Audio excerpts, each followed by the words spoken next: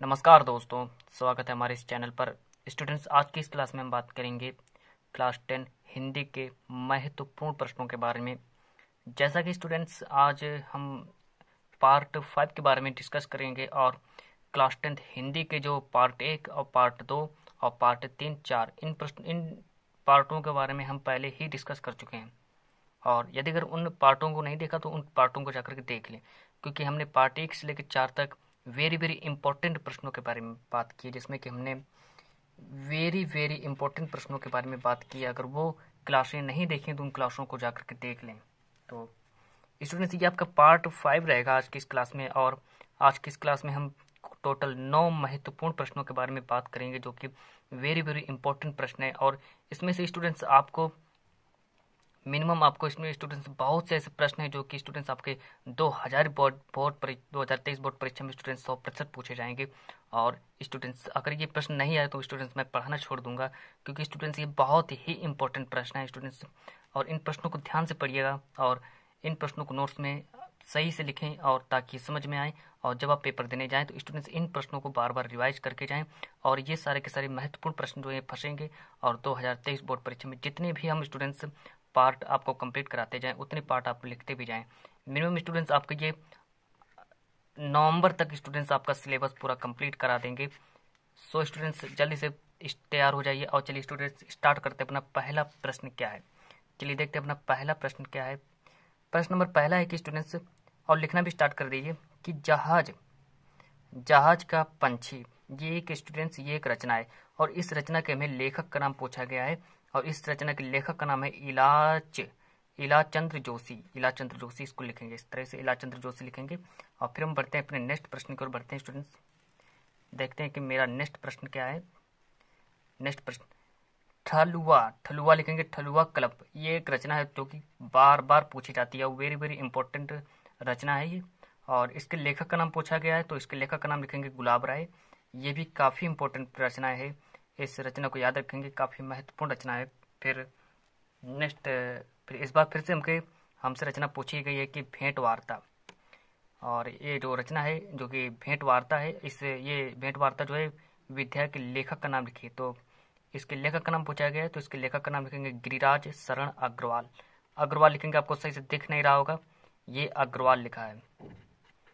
अग्रवाल यहाँ पर लिख देते हैं, देख लीजिएगा किस तरीके से अग्रवाल लिखा है। और ये लिखा है गिरिराज शरण अग्रवाल। और फिर यहाँ से लिखेंगे प्रश्न नंबर 4 की ओर बढ़ते हैं स्टूडेंट्स। प्रश्न नंबर 4 देखिए हमसे क्या कह रहा है। प्रश्न नंबर 4 लिखा किसी एक महिला, ये लिखा महिला, ये लिखा कहानीकार। किसी एक महिला कहानीकार का नाम लिखो। तो किसी एक महिला कहानीकार का नाम पूछा जाएगा, तो यहाँ पर लिखना है महादेवी वर्मा। महादेवी वर्मा जो है ये कहानीकार हैं, और हमसे कहानीकार महिला का नाम पूछा गया, तो हमको लिखना है कि महादेवी वर्मा। किसी एक कहानीकार महिला का नाम लिखे, तो कहानीकार एक महिला कहानीकार कौन है, महादेवी वर्मा है। फिर नेक्स्ट प्रश्न हम स्टूडेंट्स देखने से पहले हम ये देखते हैं कि हम स्टूडेंट्स 4 महत्वपूर्ण प्रश्नों के बारे में डिस्कस कर चुके हैं। और इन प्रश्नों को अगर नोट नहीं किया तो नोट कर लें, क्योंकि स्टूडेंट्स फिर हम बढ़ते हैं अपने नेक्स्ट महत्वपूर्ण प्रश्नों की तरफ। और जल्दी से इसका फिर स्क्रीनशॉट भी ले लें, और या फिर इसको सही से कॉपी में नोट्स बनाकर लिख लें। फिर हम बढ़ते हैं स्टूडेंट्स अपने नंबर 5 प्रश्न। देखिए हमसे क्या कह रहा है, जल्दी जल्दी से नोट करते जाएं। और फिर हम बढ़ते हैं नेक्स्ट प्रश्न नंबर 5 की ओर। देखिए फिर से एक रचना है जो कि एक लिखा है कि वट वृक्ष। और इस रूप से भी हमसे पूछा जा सकता है कि वट वृक्ष के रचयिता का नामोल्लेख करो।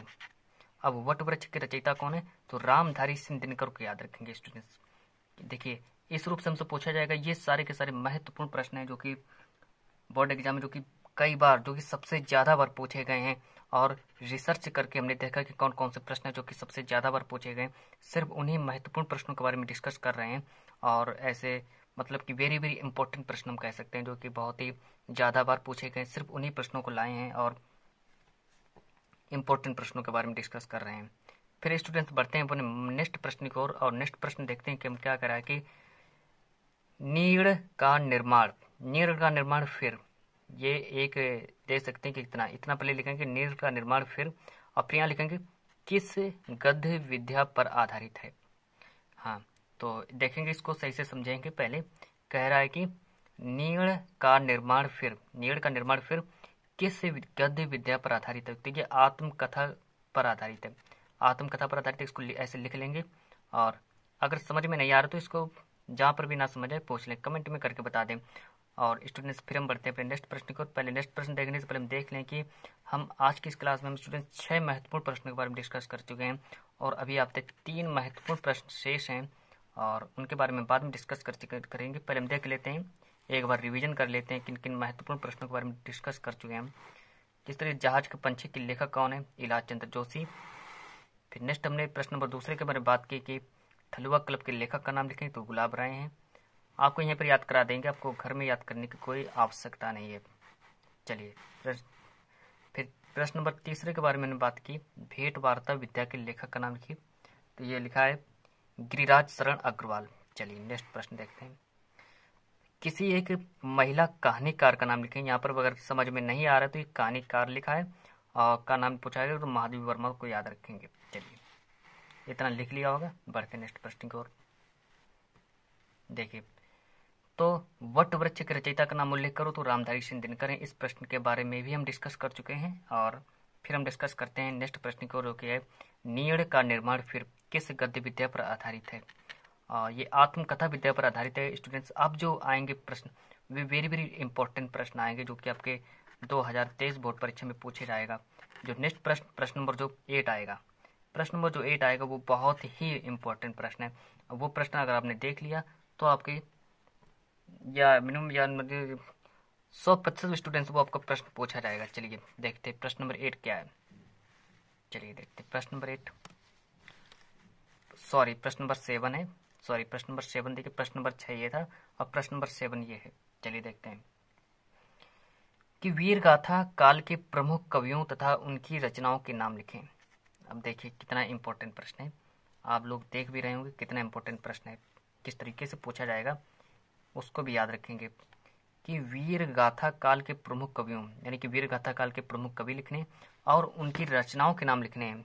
चलिए देखते हैं कि कौन कौन से ऐसे लेखक हैं और उनकी कौन कौन सी रचनाएं हैं। तो ये प्रश्न नंबर 7 है, हम डिस्कस कर चुके हैं और आप लोग लिखना भी स्टार्ट कर दें। तो चलिए देखते हैं कि तो पहले जो कवि यहाँ पर लिखेंगे, फिर यहाँ पर लिखेंगे उनकी कौन कौन सी रचनाएं हैं, और कवि लिखेंगे फिर देखेंगे उनकी कौन कौन सी रचनाएं हैं। तो जो पहले जो कवि हैं दलपति विजय, तो जो दलपति विजय की जो एक रचना है वो है खुमान रासो। खुमान रासो याद रखेंगे। हमसे ये भी पूछ सकता है कि खुमान रासो किसकी रचना है, ये भी इस रूप से भी पूछ सकता है कि खुमान रासो जो एक है ये किसकी रचना है, तो ये दलपति विजय की रचना है। फिर देखिए नेक्स्ट जो कवि आते हैं सारंगधर, नेक्स्ट कवि आते हैं कौन? सारंगधर। तो इन्होंने एक रचना लिखी है हमीर रासो, इनकी रचना का नाम याद रखेंगे हमीर रासो। फिर स्टूडेंट्स नेक्स्ट प्रश्न की ओर बढ़ते हैं जगनिक। तो जगनिक ने कौन सी रचना लिखी? परमाल रासो। और फिर हम बढ़ते हैं नेक्स्ट प्रश्न की ओर, नरपति नाल। सो स्टूडेंट्स नरपति नाल की भी एक रचना है जो कि बीसल देव रासो के नाम से जानी जाती है। ये देखिएगा कि ये 4 कवियों के बारे में हमने डिस्कस किया, जो कि दलपति विजय इनकी रचना है खुमान रासो, सारंगधर की रचना है हमीर रासो, और जगनिक की रचना है परमाल रासो, और नरपति नाल की रचना है बीसल देव रासो। सो स्टूडेंट्स इन 7 महत्वपूर्ण प्रश्नों के बारे में डिस्कस कर चुके हैं। जल्दी से इसका स्क्रीनशॉट ले लीजिएगा और चलिए जल्दी से लीजिएगा। फिर हम बढ़ते हैं प्रश्न नंबर 8 की ओर। अभी भी आपके 2 महत्वपूर्ण प्रश्न शेष हैं। चलिए इसका जल्दी से स्क्रीनशॉट ले लीजिएगा। फिर हम बढ़ते हैं नेक्स्ट प्रश्न की ओर। प्रश्न नंबर फिर स्टूडेंट्स हमसे 8 नंबर देखिए क्या कह रहा है। अब देखिए कितना इंपॉर्टेंट प्रश्न है, हम पहले ही बता चुके हैं कि प्रश्न नंबर 8 जो आएगा वो बहुत ही इंपॉर्टेंट प्रश्न है। देखिए भक्ति काल की प्रमुख विशेषताओं का उल्लेख करो। देखिए पूछा जाएगा कि जो भक्ति काल की जो प्रमुख विशेषताएं हैं, और हमसे ये पूछा जाएगा कि भक्ति काल की प्रमुख विशेषताओं का हमें उल्लेख करना है। तो या फिर ऐसे भी पूछ सकता है कि भक्ति काल की 2 विशेषताएं बताएं, या फिर भक्ति काल की 2 प्रमुख विशेषताओं का उल्लेख करो। तो हमको इस रूप से लिखना है, नंबर 1 डालना, फिर लिखना है गुरु की महिमा। चलिए गुरु की महिमा लिखना है, फिर यहाँ लिखना है रहस्य की भावना। चलिए यहाँ पर लिखना है रहस्य की भावना, फिर लिखना है गुरु की महिमा। ये देखिए इंपॉर्टेंट प्रश्न था, जो प्रश्न नंबर 8 जो था ये इंपॉर्टेंट प्रश्न था और आज की इस क्लास का जो लास्ट प्रश्न क्या है, आज की क्लास का देखते हैं लास्ट प्रश्न क्या है। प्रश्न नंबर, आज के लास्ट प्रश्न देख लीजिए आज की क्लास का। इस बार हमसे पूछा जाएगा कि भक्ति काल के 4 प्रमुख कवियों, भक्ति काल के 4 प्रमुख कवियों और उनकी रचनाओं के नाम लिखिए। देखिएगा हमको किस तरीके से लिखना है। पूछा जाएगा कि भक्ति काल के 4 प्रमुख कवियों और उनकी रचनाओं के नाम लिखो, तो उसी तरीके से लिखना है। लिखना कवि का नाम, फिर लिखना है रचनाएं, कौन कौन सी रचनाएं हैं उनकी। तो भक्ति काल के कवि हैं जैसे कबीरदास हो गए, और कबीरदास की एक रचना भी है, कबीरदास हो गए। कबीरदास की रचना है बीजक। इस रूप से भी पूछ सकता है कि बीजक निम्न में से किसकी रचना है, तो बीजक जो रचना है, बीजक के रचयिता है कबीरदास। फिर देखिए मलिक मोहम्मद जायसी, मलिक मोहम्मद जायसी की रचना कौन सी, पद्मावत। पद्मावत रचना है मलिक मोहम्मद जायसी की। फिर नेक्स्ट देखते हैं कि नेक्स्ट कौन से कवि हैं, सूरदास। तो सूरदास के लेखक कौन है, सूरसागर। मतलब कि सूरदास एक कवि हैं और इन्होंने सूरसागर नामक रचना की है। चलिए नेक्स्ट देखते हैं तुलसीदास। अब तुलसीदास की एक रचना है रामचरितमानस। तुलसीदास की रचना कौन सी है, रामचरितमानस। इस रचना को याद रखेंगे।